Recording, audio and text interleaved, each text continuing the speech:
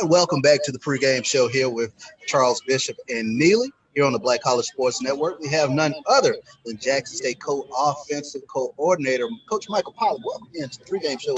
Guys, I'm glad to be here, man. Anytime I sit down with y'all, it's always a great day. No doubt, no doubt. So, all season, what does the offensive coordinator, what is he cooking up in the pot? Well, right now we are just expanding on our offense from this spring, and we're trying to get ourselves into what I'm calling phase 2 of our offense in terms of installing schemes and plays and things like that. You know, another thing we're doing is learning our kids even better than we did, especially the new guys coming in, how they're going to fit in with the guys that were here in the spring. And it's giving us a little bit of time to kind of play with a few things, to see some different personnel groupings, some different combinations of players to help us, come up with some ideas for the fall and see how some kids mesh together. So it's really a great opportunity to, give you time to prepare without having to prepare for a game every week like we were having to in the spring.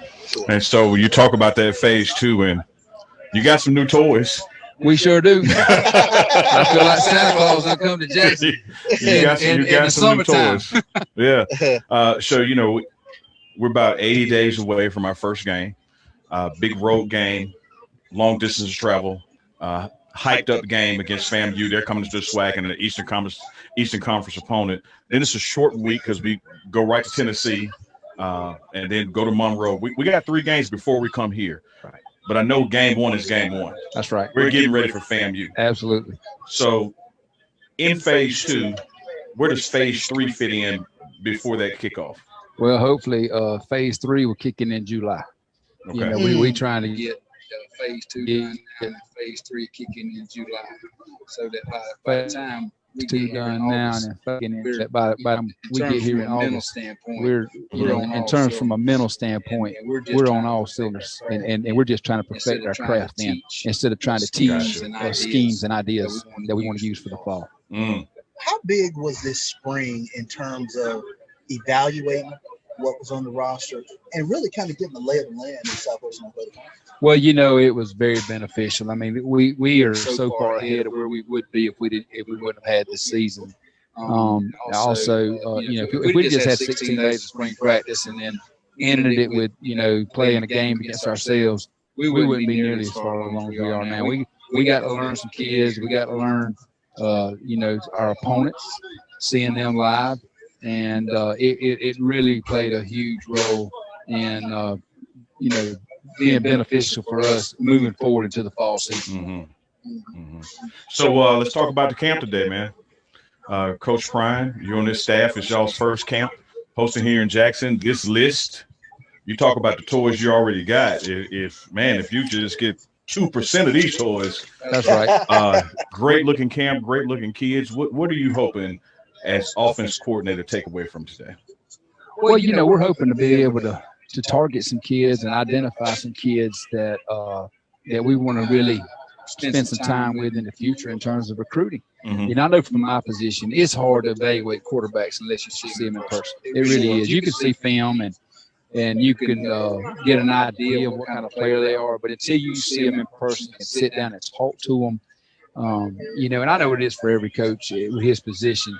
Because Coach Prime's always talking about smart, fast, tough, and discipline. Well, you can't really tell if a kid's disciplined or if he's smart unless you sit down and talk to him more just about football. You got to find out, talk to him about what are his goals in life, what are his goals, what does he want to get out of his college experience, and you got to see if those goals and what he's wanting out of it fits into what your program's all about.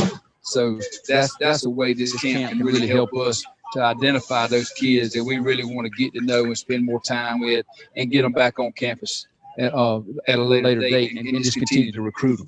No doubt. Coach, and you talked about seeing them in person. What is it that you're looking for, especially within a quarterback, in terms of actually visually, getting an eye on them? What is it that you're looking for there? Well, obviously we're looking for the measurables, 6'2" or 6'1", 6'2" or better. if he's shorter than that, he needs to be pretty special. In terms of some of the other intangibles he brings, but then also being able to make all the throws that we look for in a quarterback. To make. Can he throw the 10-yard speed out? Can he throw the comeback? What kind of accuracy does he have? Does he understand timing with receivers and things like that? And just like I say, just what kind of kid is he? Well, he's going to be out here competing against 20 other kids. Is he going to be a leader amongst those 20 kids, or is he going to be kind of a guy that stands back? Because, at that position, you can't be a stand-back guy. You got to take a charge guy. So how he handles himself out here in this environment will play a big role in our evaluation as well. Good stuff, Coach. Speaking of quarterbacks and evaluations, I saw your quarterback out here earlier today moving around some equipment, helping out with the staff. QB1, Shedeur Sanders, is out and about. Does T.O. have cleats on over here? Yo, T.O. is stretching, man. Oh, yeah, T.O. is stretching. Alexis just went to grab T.O. for his interview. He's like, I got to get ready. Talk about toys with Santa Claus. I'm here, lifelong Dallas Cowboy fan, and my man T.O. show up. Man, and Nate Newton down on the end. Down there. Come on, I mean, man. Hey, the only thing that can make it better if Dak showed up right now. I know, right? Come on now. Exactly. Let's FaceTime and see he answer. There you go. Let's do it. So, your QB locker room. We had some portal. That door swings both ways. That's right. And you're getting ready to get your unit together. You got your QB1 and developing that next man up should the case or need be. Talk to us about the dynamic in that position room. Well, I tell you what, it has changed a tremendous amount just because Shedeur is just such a great leader, and the kids at every position, offensively and defensively, already respect him as a leader of this football team. He's earned that. Not by who he is, by the actions, but by the actions that he's brought to this program in the spring.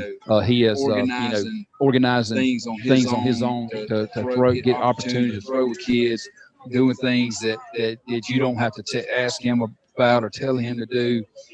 And he's just that kind of guy. And then the two guys behind him are really supportive of their role. They understand what their roles are. They're working hard to push him. Obviously, they want to try to fight for playing time and stuff, but they're going about it the right way, and they're all just trying to learn from each other. So it's been a really good quarterback room this summer, and I just look for it to continue as we continue to try to bring in guys to add to that room from a leadership standpoint. Good stuff. That's what's needed.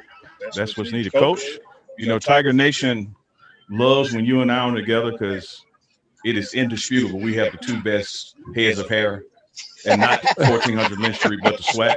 That's right. I know Chuck is a little envious of us. Well, I would have had today. I would have had today because I didn't want everybody to be envious. You got to keep it fair. That's right. We got to give everybody else a chance. Good look, guys. Coach, it's always a pleasure to have you join us, man, and we're looking forward to some more conversations over the summer, and especially, when football returns this fall. We'll be back here in the vet September 25th. That's right, baby. I can't wait. I'm so excited. I tell you what, I grew up in South Georgia, so I know all about FAMU.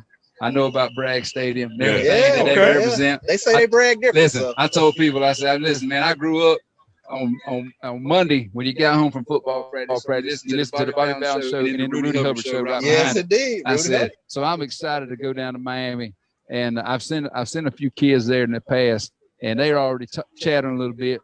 And I've been saving my Johnny Gill comment for them, but I'm gonna pull it out for the fall before it gets there. They better believe that's coming. Oh, good stuff. It's coming. I got that in my pocket right now. Good stuff. Keep it in your pocket. Coach, I know the music's starting back up, and we're about to start getting into some quarterbacks and receivers, your side of the ball. That's right. We're going to let you get back out there, man. Stretch with T.O. Sounds good, man. Sounds good. Good to see you, brother. All right, guys. I'll take care. Hey, that was Coach Pollock, co-offense coordinator, live on the pregame show at Deion Sanders, Coach Prime's camp. We're going to run to a commercial break, switch out some equipment. We'll be right back. Roy, take us out. Okay, so how long